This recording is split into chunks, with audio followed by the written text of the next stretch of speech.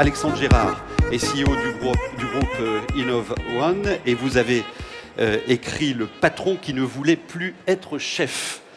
Oser l'entreprise libérée. Alors l'entreprise libérée, et vous nous en parlerez certainement, c'est un concept, une approche. Plusieurs enseignes de notre région s'y mettent aujourd'hui.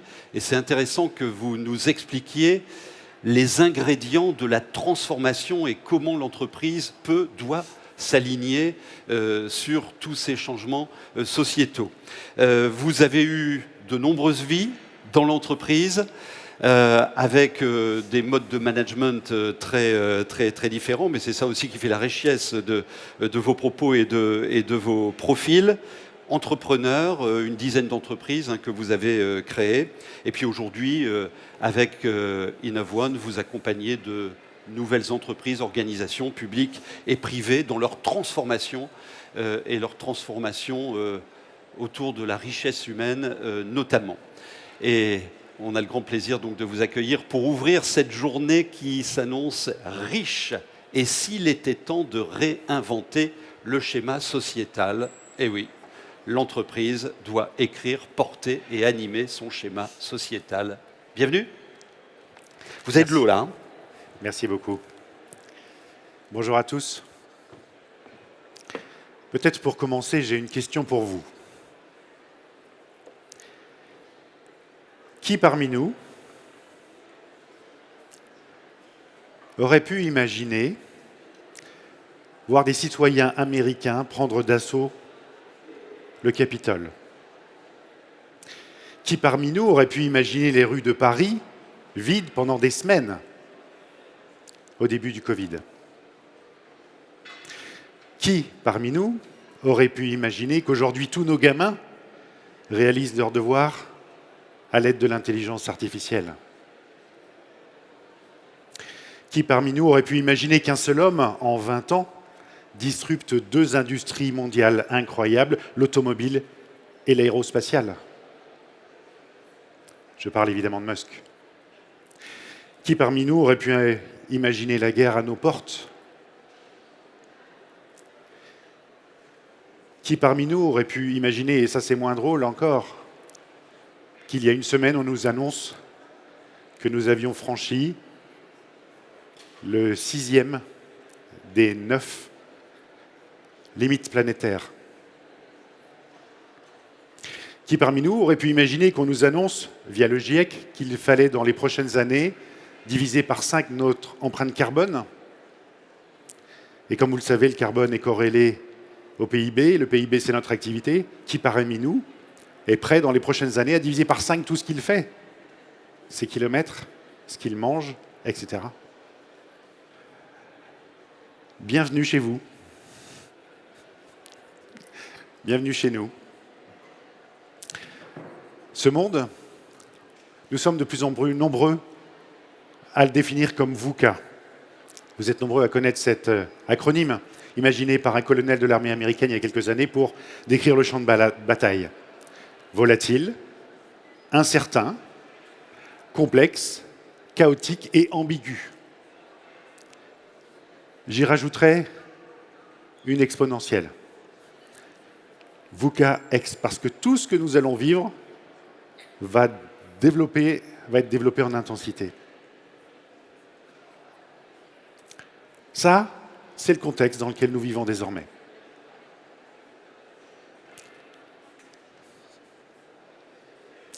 En 2004, il y a près de 20 ans, un Belge que vous connaissez sans doute, Guibert Delmarmol, discute avec un maître soufi. Nous sommes au lendemain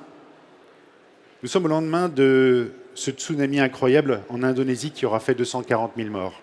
Et il l'interroge sur « c'est quoi le sens de tout ça ?» Et le maître soufi va lui répondre « Un nouveau monde va bientôt naître. Nous venons de perdre les eaux et les premières contractions vont bientôt apparaître. »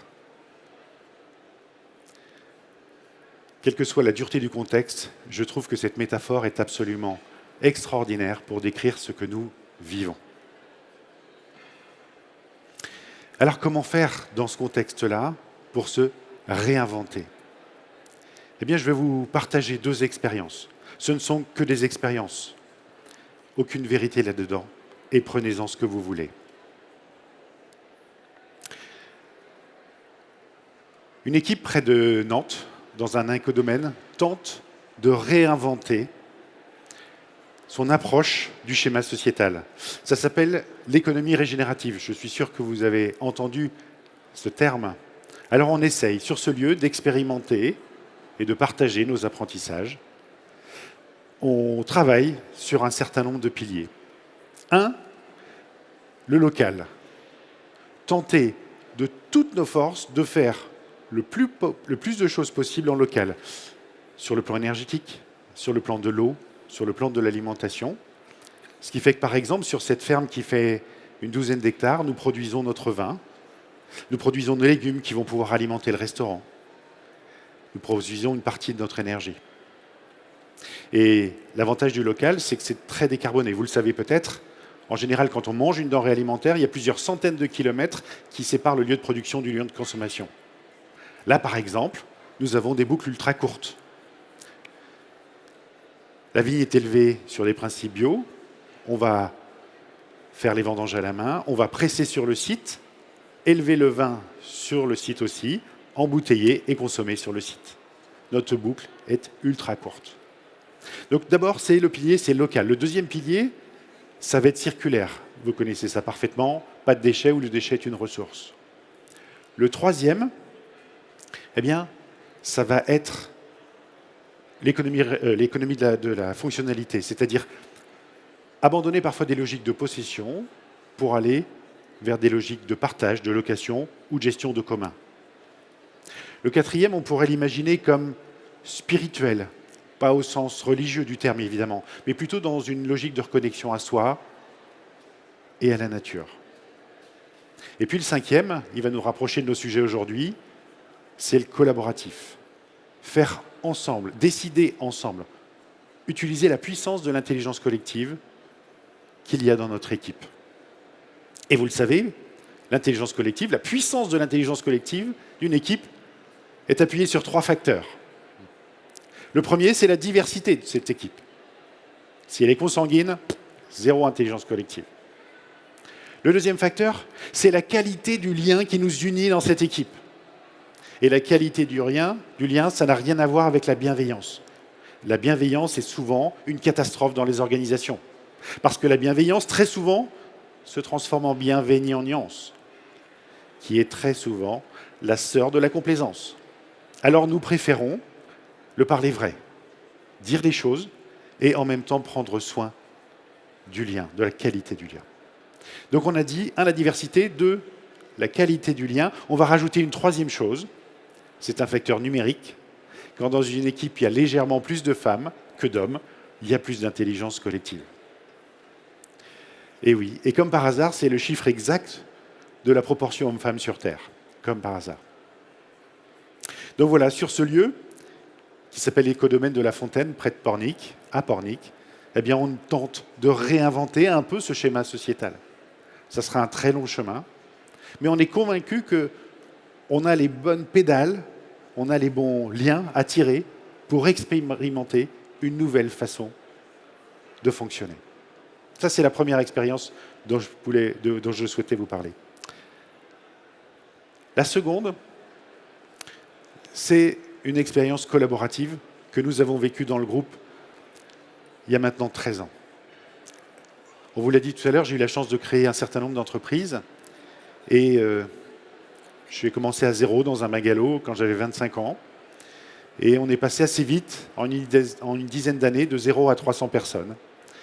Et j'étais heureux, j'étais fier. 10 boîtes dans le groupe, vous imaginez à quoi ressemblaient mes lundis. 10 heures de codir. Et j'adorais ça. J'adorais ça. J'avais le sentiment d'être puissant, j'avais le sentiment de... Je réussissais dans la vie. J'étais dans tous les codes que j'avais imaginés. En 2009, la vie s'est chargée de me donner une bonne leçon. Et il a fallu se réinventer. Parce que pour survivre, j'ai dû...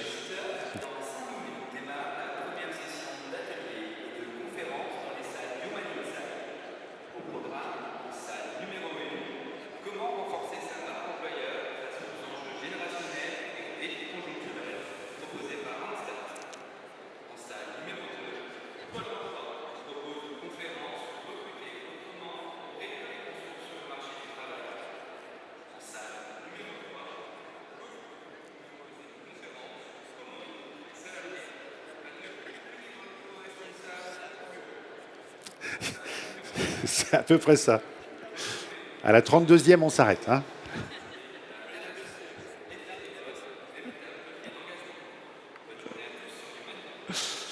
Donc en 2009, pour survivre, il a fallu se réinventer.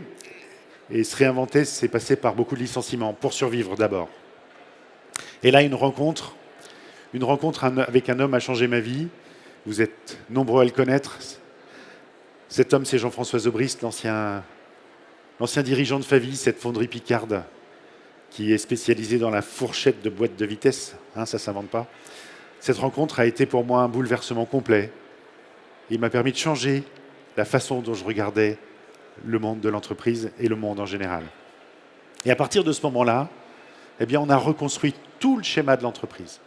Et la première chose qu'il a fallu les réinventer, c'est la façon dont moi, je fonctionnais. Et ça a été difficile. Alors il a fallu travailler très profondément, et au bout d'un moment, je me suis assez vite rendu compte que si je voulais que ça fonctionne, il fallait que je prenne de la distance avec l'entreprise. Alors, 2 ans après le début de cette transformation, j'ai quitté l'entreprise pendant 1 année. Je suis parti faire un tour du monde avec ma famille pendant 12 mois. Et là, pour laisser physiquement cette place que j'avais tant convoitée, que j'avais tant monopolisée, la laisser disponible pour que l'énergie des uns et des autres puisse petit à petit s'en emparer. Alors la boîte est repartie. Et de 200 personnes, elle est repassée à 400 personnes. Et ça a été une succession de performances accumulées, meilleures d'année en année. Ça a été absolument incroyable. Alors, c'est quoi le dessous des cartes, si on veut regarder ces fonctionnements collaboratifs? Eh bien, je vous dirais d'abord que, et ça il nous a fallu plusieurs années pour le comprendre, c'est la simple mise en équation, la simple mise en action d'une équation. Cette équation, elle est toute simple. Notre objectif de l'équipe dirigeante, notre objectif, c'est de favoriser les conditions de l'épanouissement des équipiers. Faire de notre mieux, comme un jardinier en fait, hein, qui va faciliter ses plantes pour grandir, doit garantir l'accès à l'eau, aux nutriments et à la lumière. Et bien de la même manière, nous, on va favoriser les conditions qui permettent le développement de l'épanouissement. Si on y arrive un petit peu, la conséquence, c'est que les équipiers seront plus engagés. S'ils sont plus engagés, la conséquence, c'est que l'organisation sera plus agile. Et si elle est plus agile, elle sera donc plus performante. La performance est donc, dans notre lecture, à voir comme une conséquence et non plus comme un objectif. Je répète ça parce que c'est une clé pour nous fondamentale. La performance d'une organisation est une conséquence et non plus un objectif. Alors ça, c'est un schéma qui est compliqué à accueillir. Très compliqué. En tout cas, pour moi, ça a été très compliqué. Alors, comment on fait ça? Eh bien, la première chose, ça va être le travail sur soi des membres de l'équipe de direction. Coaching individuel, travail ensemble. Alors, on a dit sur la qualité du lien, mais aussi revisiter son rapport au pouvoir. Passer d'un pouvoir du plaisir de l'action à un pouvoir plus contemplatif. Se concentrer sur son rôle en tant qu'autorité. Vous connaissez l'étymologie des autorités, hein, c'est celui qui aide à grandir. Et ne plus se focuser sur le pouvoir. Vous savez, le pouvoir, c'est ce qui permet à quelqu'un d'influencer le comportement d'une autre personne ou de changer le cours des événements. Voilà. Dissocier les deux, l'autorité et le pouvoir. Confier le pouvoir aux équipes et incarner de son mieux l'autorité. Découvrir ces processus inconscients. On a tous la parfaite idée que nous maîtrisons tout ce que nous faisons et disons. Bien sûr, c'est le fruit de notre éducation, c'est le fruit de notre expérience, c'est le fruit de notre formation. La réalité est peut-être un petit peu différente. À l'œuvre, dans chacun d'entre nous, de nombreux processus inconscients sont actifs. Des processus collectifs et des processus individuels. Et très souvent, ils sont aidants, mais aussi, et surtout quand on est sous stress, ils deviennent tout à fait limitants. Apprendre à découvrir ces processus inconscients va faciliter considérablement la qualité de la relation dans cette équipe de direction. Alors, eh bien, on va pouvoir tranquillement, sans aucun objectif de temps, mettre en route ou tenter de mettre en route cette équation. Et c'est compliqué, c'est un chemin compliqué, parce que je dois vous l'avouer, dans notre lecture, à peu près 90% des organisations qui tentent une transformation collaborative aujourd'hui, je dis bien 90%, échouent. Et toujours à peu près pour les mêmes raisons. Je vais vous en partager 5 qui sont les principales. La première, c'est le manque d'ancrage du dirigeant. Je fais ça parce que mes copains m'ont dit que c'était bien. Tiens, dans mon club APM, j'ai vu que ça c'était intéressant que ça. Si je ne suis pas ancré, si je ne suis pas aligné, si ce n'est pas la seule volonté que j'ai de transformation de ma boîte, ça ne fonctionnera pas et au premier coup de vent, je vais dévisser. La deuxième raison qui fait que ça échoue, c'est l'effet d'annonce. On est tous excités par l'idée de transformer nos organisations. Donc qu'est-ce qu'on fait? On rassemble nos équipes et on leur dit on va faire un truc génial. Ça s'appelle l'entreprise truc-muche ou machin, au bidule. Et ça, c'est complètement contre-intuitif, mais ça va mettre l'entreprise en résistance. Pour comprendre, je vous propose juste de vous rappeler de cette phrase de Richard Terling. Terling, c'était l'ancien patron d'Harley-Davidson. Harley-Davidson, vous vous souvenez peut-être, à partir de 83, a fonctionné pendant une grosse dizaine d'années sur des principes collaboratifs. Et Terling avait une phrase très intéressante. Il disait « Ce n'est pas que les gens n'aiment pas changer, c'est que les gens n'aiment pas qu'on les change. Ce n'est pas que les gens n'aiment pas changer, c'est que les gens n'aiment pas qu'on les change. » Et quand on comprend ça, on comprend que annoncer le grand soir à toutes ces équipes va pour l'immense majorité leur faire appuyer sur les freins. Donc les transformations qui fonctionnent sont des transformations qui se font dans le silence. La troisième raison, c'est que très souvent, pour appuyer ces transformations, on va mettre en place des équipes de change. Ça, c'est l'apanage des grands groupes, en général. Bah oui, pour faciliter les transfos, allez, on va mettre 10, 15, 20 personnes pour faire du change. Et ça, là encore, c'est complètement contre-intuitif, mais plus je vais mettre d'équipes de change, et moins ça va changer. Et la réponse est évidente, l'explication est évidente. Moi, en tant que dirigeant, si je mets en appui des équipes de change, très souvent, je pense que je peux m'exonérer de la transformation personnelle que je dois réaliser. Cette transformation ne peut pas se déléguer. Ce n'est pas possible. Je dois passer à la caisse d'abord. Vous connaissez tous cette phrase de Gandhi. Sois le changement que tu veux voir dans le monde. Repris d'une autre manière par Jacques Chaise, la porte du changement s'ouvre de l'intérieur. La quatrième raison, c'est que très souvent, comme on a peur d'engager ce type de transformation, on va l'appuyer en faisant venir des gens de l'extérieur, des cabinets. Mais l'immense majorité de ces cabinets ont appris dans des livres, dans des vidéos. Explication. Moi, l'Everest, j'adore. J'ai lu tous les bouquins. J'ai rencontré des dizaines de personnes qui sont montées au sommet. J'ai la liste de tout le matos qu'il faut. J'ai les téléphones de tous les Sherpas qui peuvent vous aider. Mais je n'y suis jamais allé. Allez, demain, je vous emmène. Vous venez avec moi ?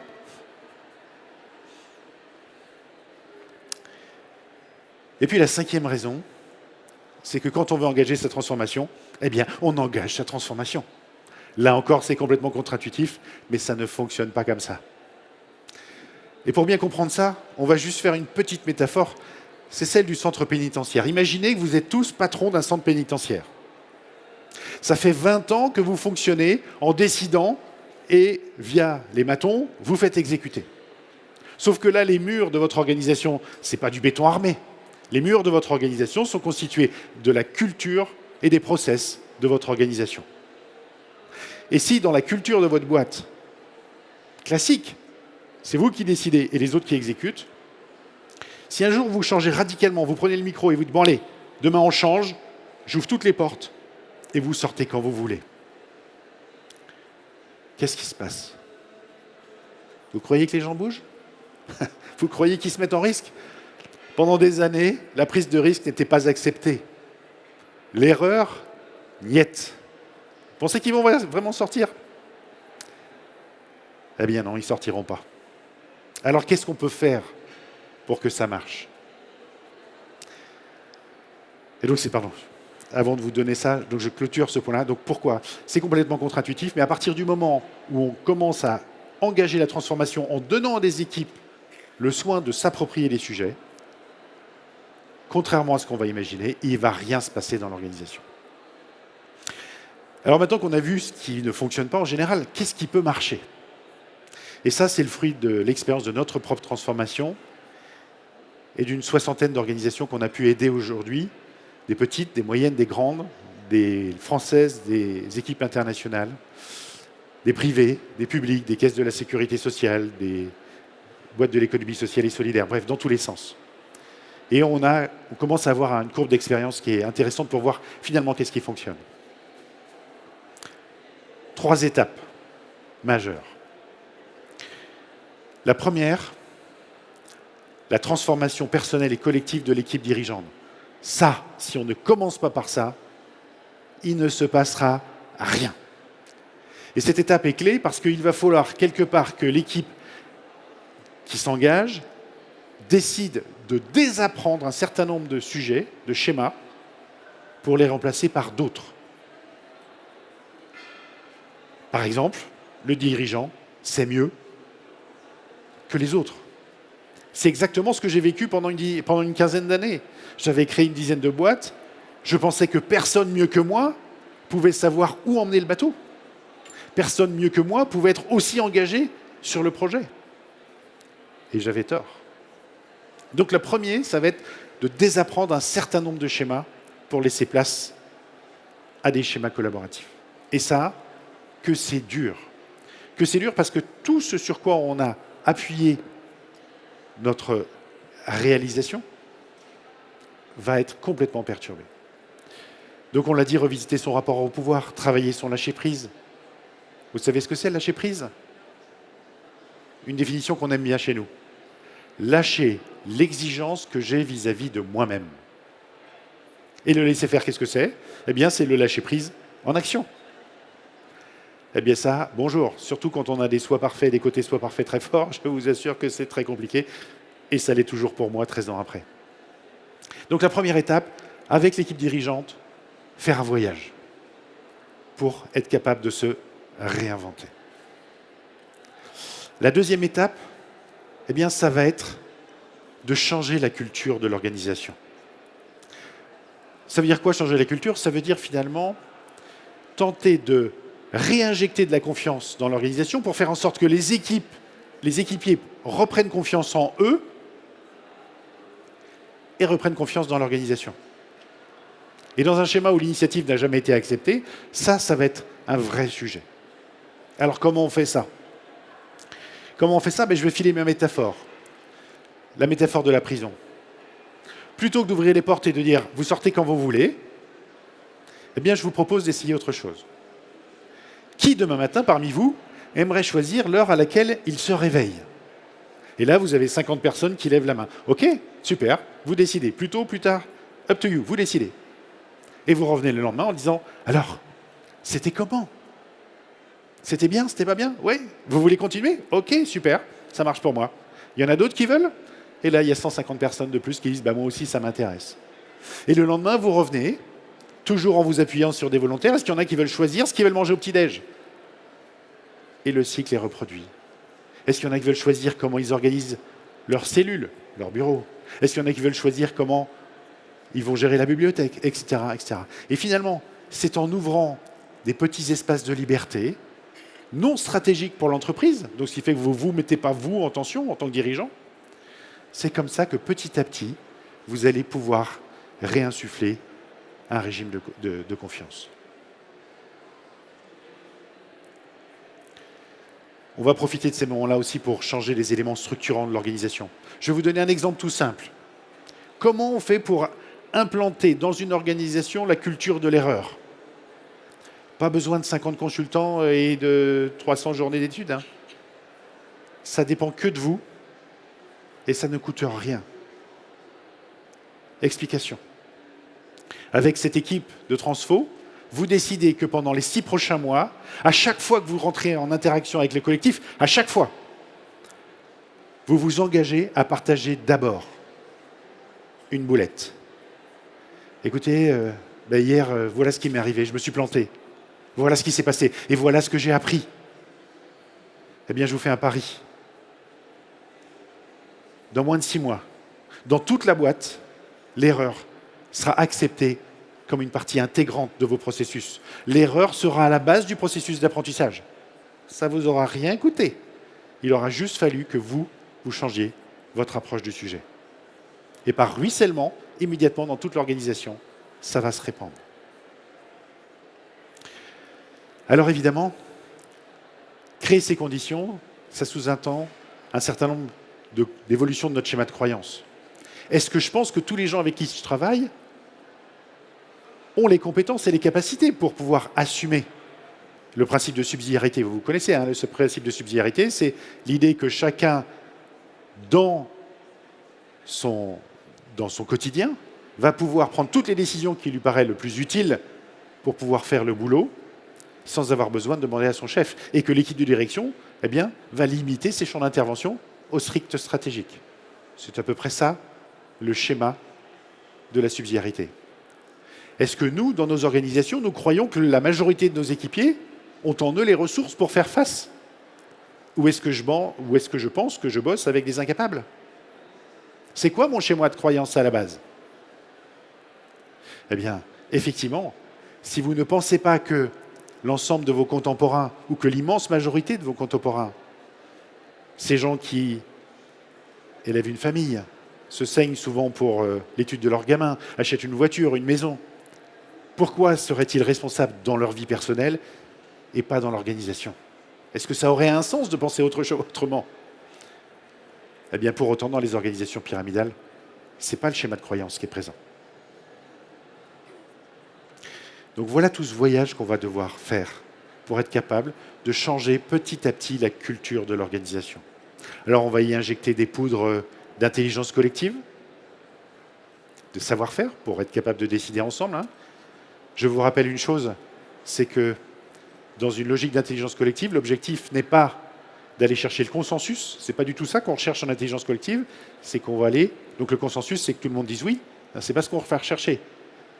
En intelligence collective, ce qu'on cherche, c'est que personne ne dise non. Ça, c'est du consentement. Et donc maîtriser les processus de décision collective est fondamental dans une organisation, que la boîte fasse 10 personnes, 1000 personnes ou 10 000 personnes. Maîtriser ces processus est fondamental. Donc on a dit, travail de l'équipe dirigeante sur elle-même. Et d'ailleurs, au passage, ce type de transformation n'est jamais bottom-up. Je n'en ai jamais vu bottom-up qui soit pérenne.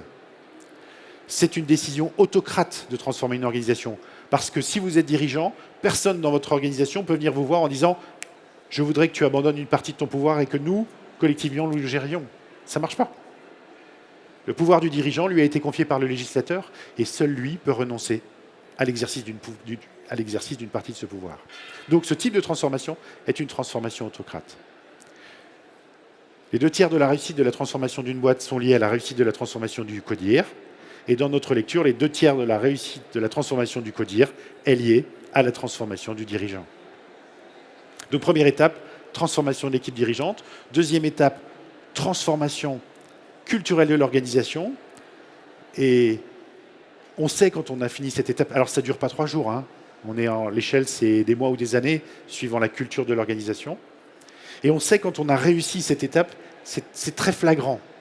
C'est-à-dire qu'un jour, vous arrivez dans l'organisation et vous vous rendez compte qu'il y a des équipiers qui ont pris des décisions, qui ont fait des choses, alors que vous n'en êtes pas à l'initiative et que vous n'en avez même pas été informé. Ça chatouille beaucoup quand ça arrive, hein. Mais je vous assure que comme par hasard, dans les mêmes semaines, ça va fleurir à plein d'endroits dans l'organisation. Et là, vous pouvez vous dire, ça y est, l'organisation a gagné en confiance, on peut peut-être passer maintenant à l'étape 3. Alors, c'est quoi l'étape 3 ? Eh bien, c'est ce que nous appelons le saut en parachute dans le jargon, c'est-à-dire, plutôt que de dire, dans une organisation classique, command and control, dans lequel on va mettre des bulles de confiance, eh bien là, on va inverser en disant, Ben, ça fait plusieurs mois qu'on utilise l'intelligence collective ou l'intelligence émotionnelle dans la boîte. J'ai l'impression qu'on trouve plutôt ça sympa. Est-ce que vous seriez d'accord pour que tous ensemble, on décide que notre fonctionnement soit d'abord maintenant collaboratif, même si de temps en temps, il est acceptable qu'il puisse y avoir des bulles qui soient plus directives. Alors, à partir de ce moment-là, on va décider ensemble de comment on décide. C'est quoi les prérogatives d'un équipier dans la boîte? C'est quoi son champ d'action? Une équipe, qu'est-ce qu'elle peut faire? Est-ce qu'elle recrute? Est-ce qu'elle choisit son projet pour l'année prochaine? Construit son budget? Qu'est-ce qu'elle peut faire? Et puis comment on prend les décisions d'entreprise tous ensemble? Et ça, c'est un schéma qui va vivre en permanence. C'est pour nous la troisième étape, celle de la transformation organisationnelle. Voilà. Le résultat, c'est quoi?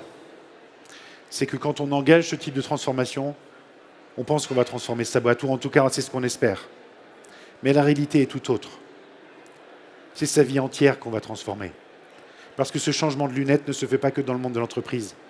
Il va se faire sur le monde entier.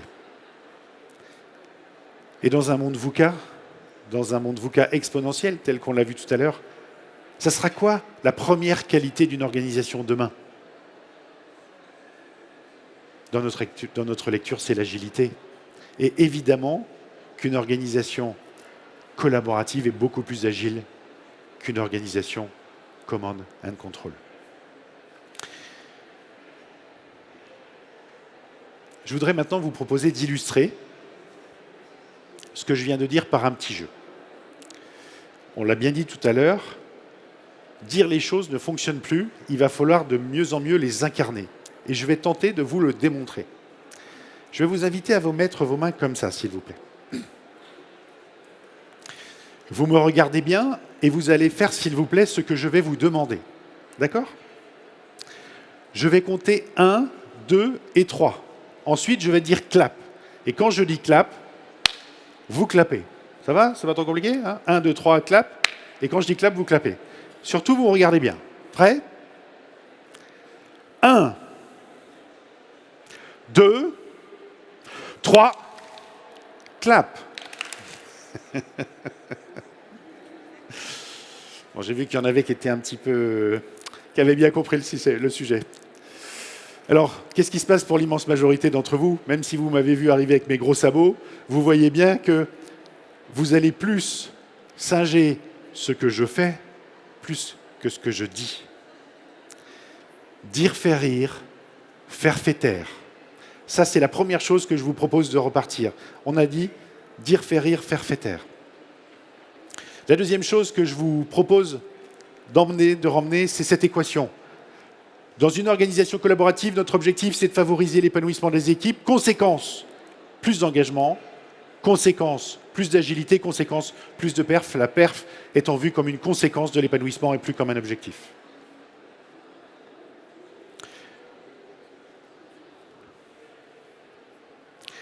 La troisième chose que j'aimerais vous proposer de retenir, c'est la puissance de l'effet Pygmalion. Et c'est tellement difficile à faire. Pygmalion, ça vous parle tous?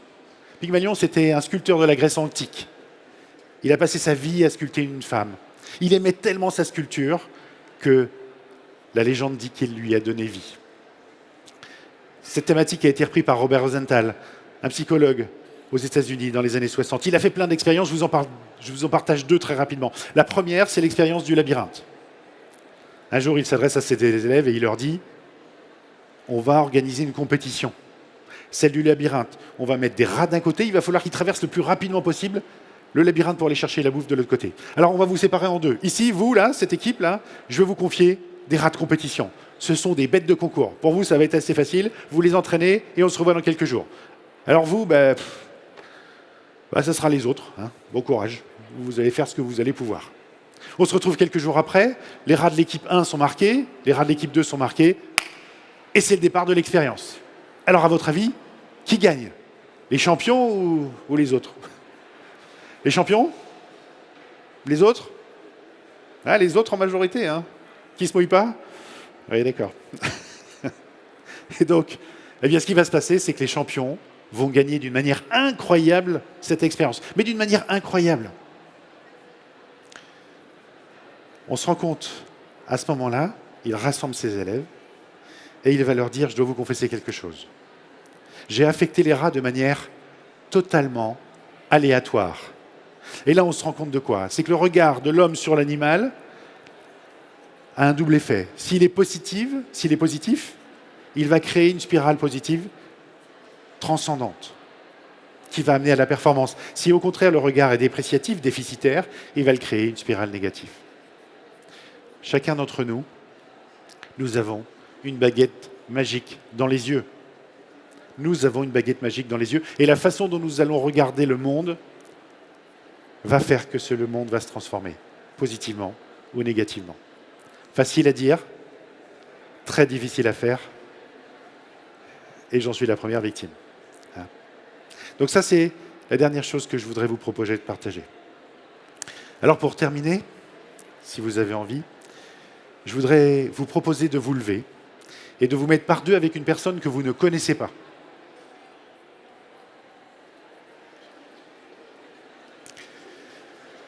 Par deux, et de vous mettre avec une personne que vous ne connaissez pas.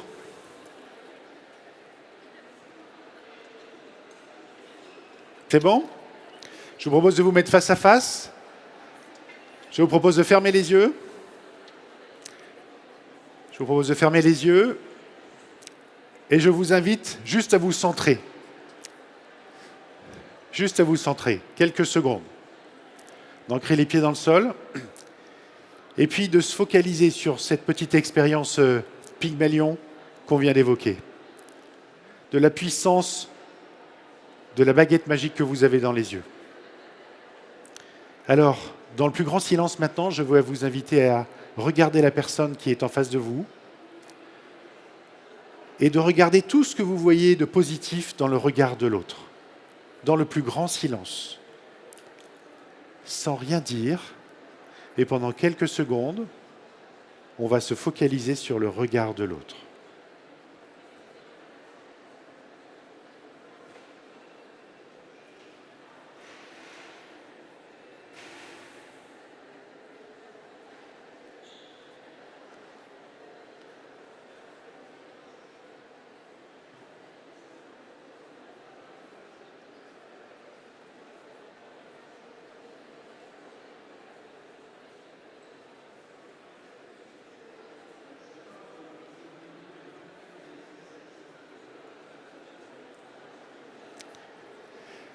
Magnifique. Alors maintenant, vous allez mettre vos mains comme ça.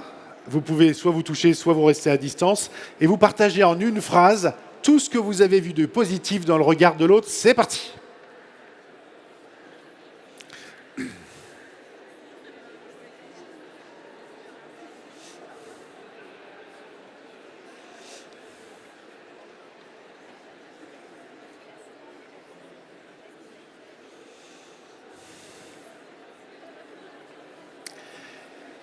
Eh bien, bravo, bravo, bravo, bravo.